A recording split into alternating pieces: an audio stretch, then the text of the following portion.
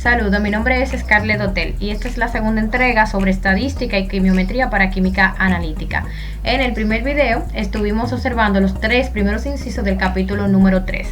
Estos tres tipos de contrastes son lo más importante a la hora de nosotros realizar algún análisis estadístico luego de terminado nuestro experimento, nuestra determinación experimental.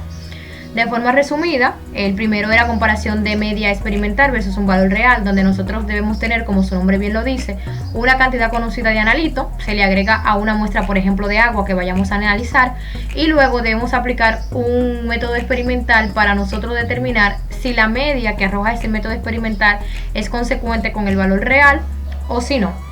En el segundo, nosotros calculamos el mismo estadístico T, pero en este caso comparamos dos métodos experimentales para verificar si los dos métodos experimentales tienen diferencia significativa con respecto a la media, o si se pueden aceptar ambos métodos como específico o bien como preciso. En el último contraste, prácticamente es la mezcla de los dos primeros, pero en este caso nosotros aplicamos dos métodos diferentes y los análisis que se realizan se hacen sobre evaluaciones u observaciones a la par. Entonces, hoy vamos a tener la segunda entrega, vamos a trabajar el contraste de una y dos cola, contraste F para comparación de desviaciones estándar y vamos a cerrar el video con datos anómalos. Para iniciar formalmente, cabe destacar que los análisis que nosotros hemos visto de las informaciones anteriores hacen hincapié simplemente en el número obtenido luego de analizar los resultados.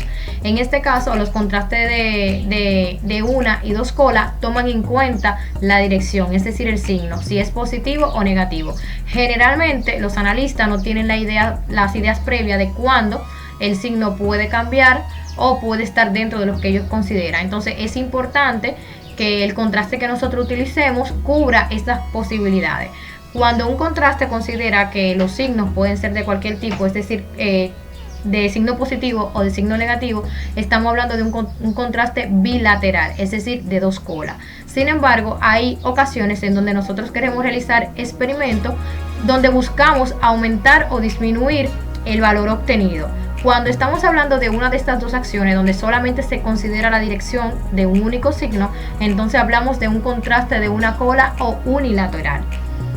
En este caso podemos observar que nosotros vamos a trabajar con los contrastes que nosotros obviamente vamos a necesitar dependiendo de la experiencia que queremos determinar en los análisis estadísticos, Entonces, ¿qué nosotros contrastamos aquí? Al igual que los contrastes anterior, la media muestral versus un valor real, tenemos la misma premisa, que cuanto más pequeña sea la probabilidad de que las diferencias ocurran por errores aleatorios o al azar, menos probable será que nuestra hipótesis nula sea verdadera.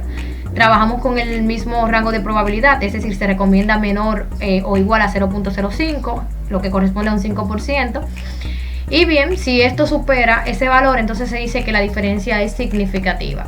Aquí tenemos un ejemplo para ilustrar este tipo de contraste de una o dos colas. Generalmente se nos van a presentar ejercicios de este tipo. Pueden más adelante pausar el video y leerlo completamente, pero de forma genérica, ¿qué es lo que hacemos aquí? Tomamos en cuenta que siempre vamos a responder unas preguntas, que es contrastar si hay una existencia de un sesgo, sea positivo o negativo, dentro de nuestros resultados. En este caso se nos limita a que solamente el sesgo sea positivo, es decir, que los valores entre la hipótesis nula o el tamaño o el valor real sea de un sesgo positivo, que cuando usted reste, por ejemplo, de la media muestral su valor real, los números o las medidas obtenidas dentro de las réplicas que se realizaron, entonces los valores sean positivos. Entonces aquí se nos limita a que analicemos si hay sesgo positivo, pero hay otros casos donde podrán mandarnos a buscar sesgo negativo o ambos, o determinar cuál de los dos persiste. Entonces calculamos el estadístico T bajo la misma preposiciones, en este caso tomando como grados de libertad 1, por ejemplo aquí tenemos nosotros un tamaño muestral de 6, sin embargo el estadístico crítico con el que lo vamos a comparar, es decir con el T tabulado, va a corresponder a 5. Entonces nuestro valor, como podemos observar aquí, luego va a hacer el cálculo para esta valoración, por ejemplo, donde se sospecha que hay un sesgo positivo, y nosotros vamos a demostrar si nuestra hipótesis nula, que son 25 mililitros, lo que se ha establecido, si existe o no ese sesgo. Entonces calculamos T y comparamos con el valor crítico. Si el T calculado es superior a el T que está ya tabulado, entonces nosotros vamos a rechazar la hipótesis de que existe un sesgo positivo en este caso. Si es inferior, entonces decimos sí hay sesgo. Pero en el caso de este ejemplo, como nuestro T, nuestro valor encontrado es superior al que está tabulado, nosotros vamos a decir que hay evidencia de un sesgo positivo. Entonces, en este caso, se rechaza la hipótesis nula que nosotros teníamos, que eran 25 mililitros, y se acepta que hay un sesgo positivo en todas las medidas analizadas. Otro punto que vamos a destacar aquí es el contraste F para comparación de desviaciones estándar. Entonces, si recordamos lo que vimos anteriormente, los contrastes que hemos utilizado comparan medidas sobre las medias. Ahora bien, este contraste F considera las desviaciones estándares, es decir, vamos a determinar si hay posibilidades de errores aleatorios, porque ya anteriormente lo que trabajamos era para confirmar que existían errores sistemáticos, es decir, comparábamos medias. Ahora vamos a comparar desviaciones estándares o desviación estándar para nosotros decir si existen o no las posibilidades de que los errores que encontremos en algún análisis que realicemos sean causados por errores aleatorios. Entonces debemos tener esto pendiente, que cuando hablamos de media hablamos de errores sistemáticos, y cuando hablamos de desviaciones estándar hablamos de errores aleatorios. Entonces las tipologías que nosotros podemos encontrar en el tipo de contraste F son dos. Una, que se presenta el caso para determinar si un método es más preciso que otro, a esto le llamamos contraste unilateral, y la otra, determinar si un método A y B difieren de su precisión, contraste bilateral. En este caso nosotros podríamos decir que las tipologías son iguales porque estamos hablando de que si uno es más preciso que otro. Sin embargo, no es así. Vamos a analizar por qué. Primero, porque cuando nosotros queremos comprobar si un método analítico nuevo es más preciso que otro, hablamos de la variabilidad que tenga el método. En este caso estamos hablando del término preciso utilizado como análisis instrumental, que vamos a comparar si hay una variabilidad entre el método patrón que teníamos y el método que proponemos ahora. Ahora bien, en el segundo caso hablamos de una comparación de desviaciones cuando tomamos en cuenta el término preciso hablando estadísticamente, o sea, son cosas muy distintas. Sin embargo, es necesario que nosotros comparemos qué tan probable es que existan menos errores sistemáticos para hacer una comparación de desviaciones a que existan más errores aleatorios dentro de este procedimiento. Entonces, para eso nosotros analizamos el significado de las diferencias de precisión, es decir, qué tan próximo estamos al valor real. A eso es que se refiere el caso número 2, cuando comparamos un método A con un método B. En este caso aplicamos un contraste de dos colas, generalmente. Entonces, ¿qué nosotros calculamos para contrarrestar las diferencias o para contrastar esas diferencias? Calculamos el estadístico F. Y vamos a tomar en cuenta, en este caso, como dijimos al inicio, el cuadrado de las desviaciones estándares. Para eso vamos a auxiliarnos de esta fórmula, pero hay que tener en cuenta que siempre debemos cumplir esta premisa, que ese valor de F sea mayor o igual a 1. Es decir, que si este cociente de dividir los cuadrados de las desviaciones estándar de la muestra 1 y de la muestra 2 van a ser distintos o un valor inferior a 1, es decir, un valor negativo, entonces nosotros tenemos que jugar con la posición del denominador y el numerador de tal modo que podamos cumplir con esa premisa. Entonces nuestra hipótesis nula en este caso siempre va a ser que las variancias muestrales sean iguales. En este caso la representamos con sigma cuadrado. Aquí tenemos la leyenda que significa cada cosa, y vamos a tener presente que el denominador y el numerador van a tener grados de libertad diferentes. Para el denominador vamos a tener un grado de libertad igual a 1, y para el numerador, es decir, para el primer tamaño muestral, vamos a tener un grado de libertad igual a 2. Entonces siempre tienen que tener eso pendiente a la hora de hacer el cálculo del estadístico F. Aquí tenemos también una tabla que se usa de modo distinto, ya que tenemos que buscar la inserción entre los valores horizontales y verticales para luego contrarrestar el valor encontrado con el valor F ya tabulado, que sería el valor crítico. Tenemos una premisa también de que si F es mayor que cierto valor crítico, es decir, el de la tabla, entonces la varianza del método patrón, que es el que ya está validado, es mayor que la del propuesto y por ende el método propuesto es más preciso. Traduciendo esto, cuando nosotros encontremos el estadístico F, el método, si el F es mayor que el valor crítico, estamos diciendo que el método patrón, es decir, el que ya conocemos, tiene una varianza mucho mayor que el propuesto, y todo método que tenga una varianza mayor que otro es menos preciso, es decir, es más impreciso. Entonces nosotros inteligentemente, luego que calculamos este estadístico, vamos a elegir con cuál de los dos métodos nos quedamos, si con el patrón o con el estándar, atendiendo a este resultado. Vamos a ver un ejemplo para poder comprender de forma explícita esta información. Trabajamos, como ya le dije, con las desviaciones estándar, primero del método propuesto y segundo del método patrón y segundo del método propuesto. En este caso el método patrón será lo que se reconoce con S igual a 1, S cuadrado igual a 1 y S cuadrado igual a 2 sería el método propuesto. Entonces nosotros vamos a tomar en cuenta las desviaciones estándares para esta división y recordar el arreglo, que si este valor es negativo tendremos que ajustar esta división para que siempre el valor sea mayor o igual a 1. Entonces luego que tenemos ya el estadístico F, que vamos a tratar de dar respuesta a que si un método, el método que ya queremos proponer, es decir, que investigamos, es más preciso que el patrón, entonces vamos a comparar ese estadístico F con el que ya está en la tabla, es decir, el tabulado, teniendo en cuenta que estos números de aquí abajo se refieren a los grados de libertad. Como vimos anteriormente, el numerador tiene 2 grados de libertad y el denominador tiene 1, así que tienen que tener presente esta información a la hora de consultar el valor crítico aquí. Luego que vimos esto, podemos comparar que nuestro valor, el correspondiente al valor crítico ya tabulado y el valor encontrado difieren, es decir, nuestro valor es mayor.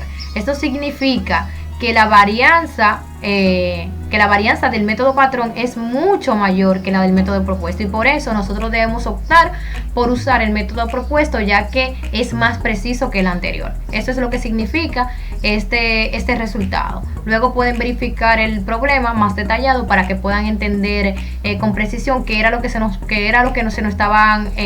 estaba investigando a la hora de proponer este nuevo método. Pero en resumen, lo que se quiere contrarrestar es que si un método es más preciso que el otro, y para eso nosotros nos auxiliamos del estadístico F. Finalmente vamos a conocer los llamados datos anómalos. No es raro que durante estamos aplicando métodos de análisis o métodos analíticos nosotros nos encontremos con la situación de que uno o más resultados de lo obtenido difieran del resto de forma inexplicable. A este tipo de valores que difieren de forma inexplicable se le conoce como resultados anómalos o outliers en inglés. Para bien entender este concepto, aquí tenemos un ejemplo que lo ilustra. Tenemos una valoración ácido-base, consumo de volumen expresado en mililitros. Como podemos observar, los 5 primeros valores están muy próximos al inicial. El más alto, 12.15, sin embargo, el último valor arroja una diferencia sumamente significativa. Entonces, ante este resultado nosotros tenemos que tomar decisiones. Generalmente en este tipo de datos se obtiene como causa de errores humanos, pero no tenemos directamente cómo comprobarlo desde el inicio. Entonces nosotros como analistas debemos tomar la decisión de si lo tomamos o lo rechazamos, sabiendo que rechazarlo no es recomendable sin una previa argumentación o un previo análisis. Esta decisión es de suma importancia, por eso no se toma a la ligera, ya que los valores finales de la media y la desviación estándar van a depender de si estos datos anómalos se han tomado o se han rechazado para nuestro análisis estadístico. Entonces, la precisión y la exactitud, como hemos venido diciendo desde el inicio, de un método van a depender de esos valores, de la media y de la desviación estándar. Así que todo analista debe dejar por explícito cuando rechaza o cuando acepta un dato anómalo y decir obviamente por qué ha hecho o por qué ha tomado esta decisión. Entonces nosotros vamos a observar ahora dos tipos de contraste que nos van a permitir como analista tomar estas decisiones. El primero es el llamado contraste de Dixon, que se representa por la letra Q, como podemos verla aquí. Se utiliza para muestra de tamaños no superior a 7, es decir, entre 3 y 7. El contraste va a evaluar una medida sospechosa. y vamos a calcular el mismo para demostrar si todas las medidas proceden de la misma población. Esa va a ser nuestra hipótesis nula. Como sabemos, nosotros hacemos un conjunto de medidas, es decir, de réplica durante un análisis. Entonces, el objetivo de este contraste es decirnos si esa medida que me parece un dato sospechoso corresponde a esa misma población o si es un dato sospechoso que debemos sacar, es decir, rechazar. Hay otro contraste también, después que estudiemos esta fórmula lo vamos a observar. Entonces la fórmula para el contraste de Dickson, como ustedes pueden ver aquí, es la división de la resta del valor sospechoso y el valor más cercano entre el valor más grande menos el valor más pequeño. Aquí también tenemos el contraste de groups, que se representa por la letra G, se utiliza también para tamaño de muestra entre 3 y 7. El contraste va a comparar las desviaciones entre el valor sospechoso y la media muestral con la desviación estándar de la muestra. Ojo aquí, este tipo de contraste es uno de los más utilizados durante nuestros análisis, ya que considera valores de la media y valores de la desviación que le dan una formalidad más grande al trabajo que se está realizando. Entonces aquí tienen la fórmula, el valor sospechoso se resta de la media y se divide entre la desviación estándar. Esto todo en valor absoluto, la parte del numerador. Entonces ahora vamos a verificar que también tenemos para esos dos contrastes valores tabulados, es decir, nuestros valores críticos. En el caso del contraste de Dickson, vamos a calcular Q como ya vimos, y cuando este valor sea menor que cierto valor crítico de estos que están aquí en la tabla, entonces nosotros rechazamos el valor sospechoso, es decir, no es un dato anómalo. Ahora bien, cuando nosotros tenemos el contraste de groups, tenemos también una tabla para nosotros verificar si ese valor encontrado difiere del valor crítico, superior o inferior al mismo. Entonces, cuando este es mayor, vamos a rechazar el valor sospechoso. Entonces vimos que hay una diferencia entre los datos observados, es decir, que el de Dickson lo rechaza cuando es menor, mientras que el de Groups lo rechaza cuando es mayor. Entonces, aquí vamos a ver dos aplicaciones para verificar cómo pueden diferir las informaciones de si se acepta o se rechaza una medida sospechosa en los distintos contrastes. El primero representa un cálculo para el contraste de Dickson. Tenemos, por ejemplo, 4 medidas. El mandato luego ustedes lo estudiarán, pero lo que nos interesa es verificar cómo se comportan los valores y qué decisión vamos a tomar. Tenemos 4 medidas, este es nuestro tamaño muestral, y verifiquen que los tres primeros se mantienen entre el mismo rango aproximadamente. Sin embargo, el último podría ser una medida sospechosa. Entonces, ¿qué nosotros queremos ver? Si esa medida sospechosa va a ser rechazada o se va a aceptar. Entonces, según la premisa del contraste de Dickson, ¿qué tenemos que hacer? Hacer nuestro cálculo con la forma ya estudiada y comprobar o comparar o contrastar esta información con el dato ya tabulado, es decir, con nuestra Q crítica. Como vemos aquí, el valor para este experimento o por esta determinación de nitrito es 0.7. Sin embargo, el valor crítico, según una probabilidad de 0.05, que es lo mismo que un intervalo de confianza de 95%, es igual a 0.831. Lo que quiere decir que este valor, como ustedes pueden observar aquí, es inferior a esto. Por esto, nosotros debemos aceptar que la medida sospechosa no es una observación anómala. En este caso, si no se considera como una observación anómala, ¿qué hacemos? Rechazamos ese valor y procedemos a trabajar con los tres primeros. Ahora vamos a ver el mismo caso, pero aplicándolo al contraste de groups. ¿Cómo difiere? Se calculan ya las medias y las desviaciones estándares, y con estos datos es que vamos a hacer el cálculo, como ustedes observaron. Vamos a la tabla, buscamos a qué equivale el contraste, el valor crítico, de este contraste de G, y vemos que es 2.02. Sin embargo, nuestro valor es 2.016, que de una forma u otra se alejan un poco del valor ya tabulado. Entonces, a diferencia del contraste de Dickson, ¿qué pasa? Que como este valor no es mayor, nosotros, ¿qué hacemos? No rechazamos este valor como dato anómalo, porque según el contraste de groups no supera a el tabulado. Entonces, ustedes pueden observar que los dos contrastes difieren dependiendo de la decisión que deben tomar. Entonces, por eso los mismos analistas que hacen, que aplican los dos contrastes y luego deciden de forma congénea si generalmente optamos por aceptar o rechazar esto aplicando el contraste de groups. Pero pueden aplicar los dos para contrarrestar cómo pueden diferir o cómo se pueden parecer. Hemos llegado a la parte final de nuestro video.